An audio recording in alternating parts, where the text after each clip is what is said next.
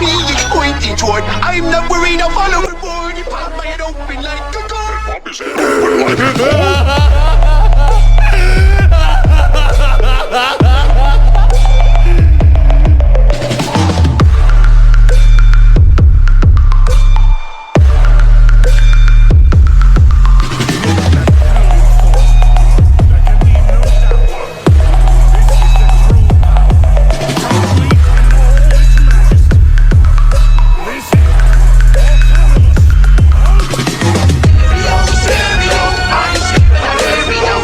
इस एपिसोड की स्टार्टिंग में हम देखते हैं गोकू को।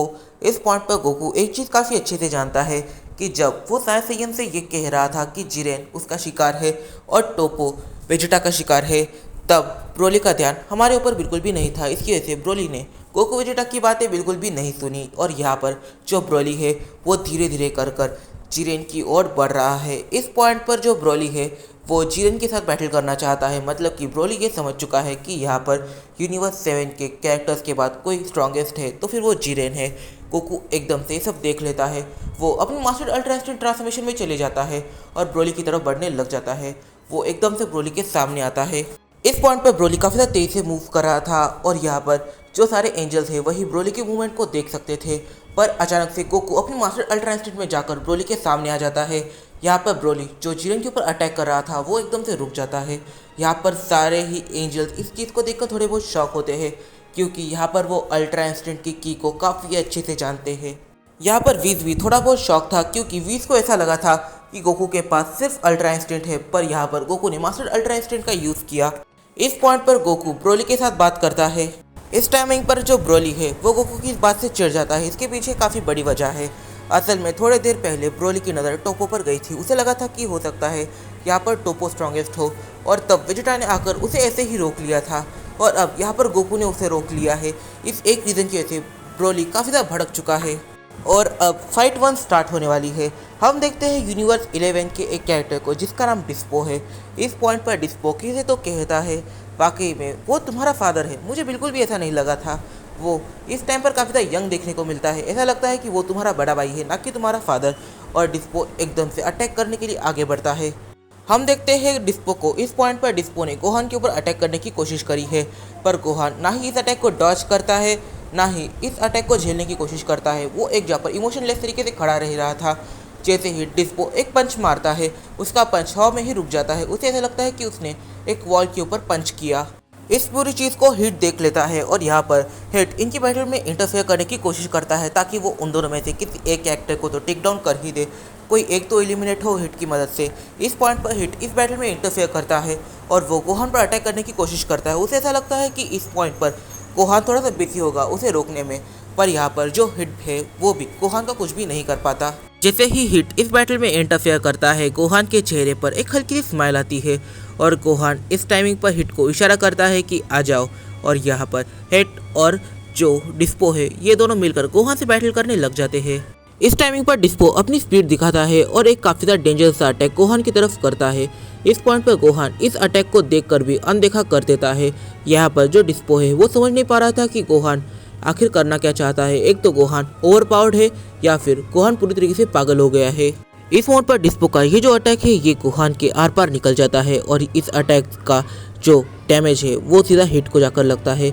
इस पॉइंट पर इस अटैक की वजह से हिट थोड़ा बहुत डैमेज हो जाता है और वो डिस्पो की तरह देखने लग जाता है, बट फिर वो सोचता है कि डिस्पो से ज़्यादा बड़ा थ्रेट गोहान है। इसकी वजह से हिट डिस्पो को कुछ भी ना कहकर गोहान के ऊपर अटैक करना स्टार्ट कर देता है, बट गोहान हिट के सारे ही अटैक्स को डॉच कर रहा था। पर तभी गोहान एकदम से अपनी पावर्स को डाउन करता है और अपनी सुपर सैयन 4 ट्रांसफॉर्मेशन में चले जाता है, और तब गोहान की जो स्ट्रेंथ है वो थोड़ी बहुत कम हो जाती है। गोहान ने इसलिए किया ताकि वो जब अपनी पावरफुल ट्रांसफॉर्मेशन में रहेगा तब अगर वो अटैक करेगा तब हो सकता है हिट और डिस्पो इन दोनों की जान चली जाए। इस वजह से उसे अपनी पावर ज़रा कम करनी पड़ गई और फिर जो गोहान है वो इनके ऊपर अटैक करना स्टार्ट कर देता है। इस पॉइंट पर गोहान काफ़ी डेंजरस अटैक बना लेता है। गोहान ने एक काफ़ी बड़ा और पावरफुल अटैक बना लिया था। फिर गोहान एकदम से उसकी साइज़ को छोटा करता है और इस अटैक को सीधा डिस्पो की तरफ फेंकता है। यहाँ पर जो डिस्पो है वो इस अटैक को डॉज करने की कोशिश करता है, पर ये अटैक इतना ज़्यादा फास्ट था कि वो इस अटैक को डॉज नहीं कर पाता, और यहाँ पर इस एक अटैक की वजह से डिस्पो पूरी तरीके से एलिमिनेट हो जाता है। दूसरी साइड जिरेन अपनी मेडिटेशन कर रहा था जब उसे ये पता चलता है कि उसके टीम का एक मेंबर जो डिस्पो है वो एलिमिनेट हो चुका है।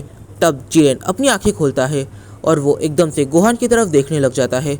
इस पॉइंट पर गोहान और जिरेन ये दोनों एक दूसरे की तरफ देख रहे थे, बट फिर भी जिरेन यहाँ पर कुछ ज़्यादा रिएक्ट नहीं करता। दूसरी साइड रेडिट्स ने काफ़ी सारे अलग अलग यूनिवर्सिटीज़ के कैडेट को पूरी तरीके से एलिमिनेट कर दिया और फिर इस टाइम पर रेडिट सारी जगह पर देखने लग जाता है और तब उसकी नजर जाती है जिरेन के ऊपर और यहाँ पर जो रेडिट्स है वो एकदम से जिरेन के ऊपर अटैक कर देता है और इसके बदले में जिरेन भी रेडिट्स के ऊपर अटैक करता है और कुछ सेकंड्स में ही वो रेडिट्स को एलिमिनेट कर देता है।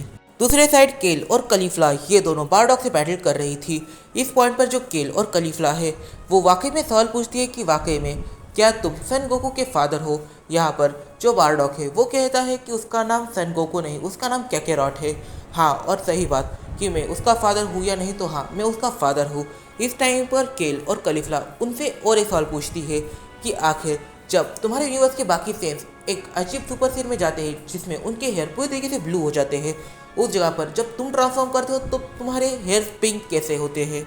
इस टाइमिंग पर केल और कलीफला इन दोनों का बारडॉग के सामने टिकना काफ़ी ज़्यादा मुश्किल होता जा रहा था।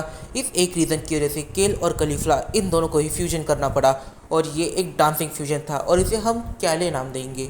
जैसे जैसे टूर्नामेंट ऑफ पावर आगे बढ़ रहा था वैसे वैसे यूनिवर्सेस के काफ़ी सारे फाइटर्स एलिमिनेट हो रहे थे और कुछ कुछ यूनिवर्सेस के 2 से 3 ही फाइटर्स अब सर्वाइव कर रहे थे टूर्नामेंट ऑफ पावर के अंदर। यहाँ पर जितने भी एंजल्स थे वो परेशान हो जाते हैं कि आखिर अब उनके यूनिवर्स का क्या होगा।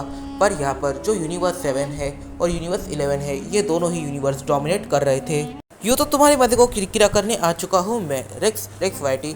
इस वीडियो में काफ़ी पैसे निकल के आते हैं। सबसे पहले बोलते यहाँ पर ये निकल के आता है इस पॉइंट पर टूर्नामेंट ऑफ पावर का क्या होगा और साथ ही में यहाँ पर गोकू वर्सेस जिरेन होगा या फिर जिरेन वर्सेस ब्रोली होगा। तो इस वीडियो में काफ़ी फैसला निकल के आते हैं, तो इन फैसलों को जो हम जानेंगे अपने आने वाले कुछ वीडियोस में। तब तक के लिए बाय बाय। अगर तुम्हें ये वीडियो गलती से पसंद आई है तो प्लीज़ जाकर इस वीडियो को एक लाइक कर दो, कमेंट करना मत भूलना क्योंकि तुम्हारे कमेंट से मुझे मोटिवेशन मिलती है। तो मिलते हैं अपनी अगली वीडियो में।